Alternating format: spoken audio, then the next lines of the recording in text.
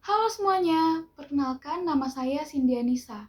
Di video ini, saya akan menyampaikan kepada teman-teman semua tips agar kita terhindar dari penipuan saat belanja online.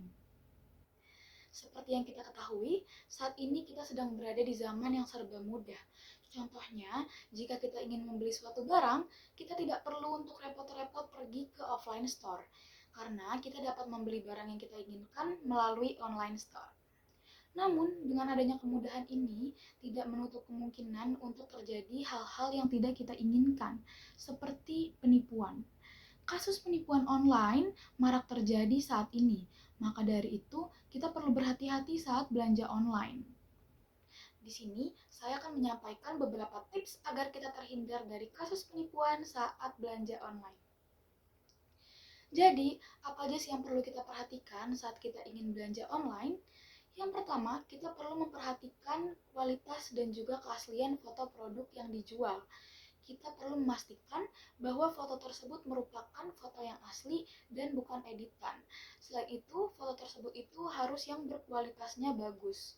Fotonya jernih dan tidak buram. Yang kedua, kita perlu memperhatikan review dari para customer lain.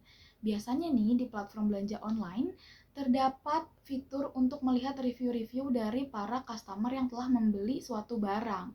Dari situ kita dapat melihat nih apakah foto tersebut sama gak sih sama yang ada di review. Jadi kita bisa tahu nih foto tersebut itu asli atau tidak. Selanjutnya, untuk tips yang ketiga, kita perlu memperhatikan harga yang ditawarkan. Apakah harga yang ditawarkan itu masuk akal sama produk yang dijual atau tidak? Contohnya, kita ingin membeli handphone terbaru, namun harga yang ditawarkan hanya 500.000.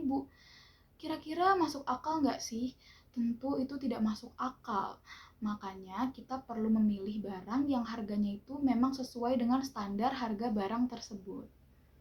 Untuk tips yang terakhir, kita perlu memilih proses pembayaran yang aman.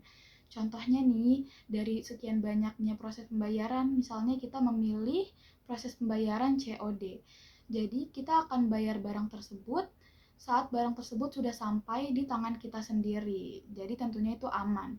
Namun, kita juga bisa loh lewat transfer gitu.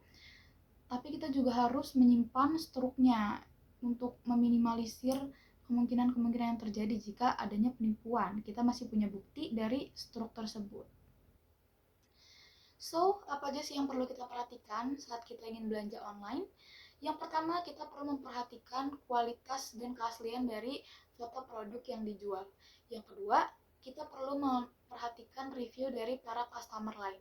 Yang ketiga, kita perlu memperhatikan harga barang yang dijual. Yang keempat, kita perlu memilih proses pembayaran yang aman. Dengan kemudahan yang ada ini, kita ini udah enak banget loh. Jadi yang perlu kita lakukan adalah berhati-hati dan juga bijak dalam menggunakannya agar kita terhindar dari hal-hal yang tidak kita inginkan. Sekian video dari saya, semoga bermanfaat. Terima kasih yang sudah menonton. Sampai jumpa.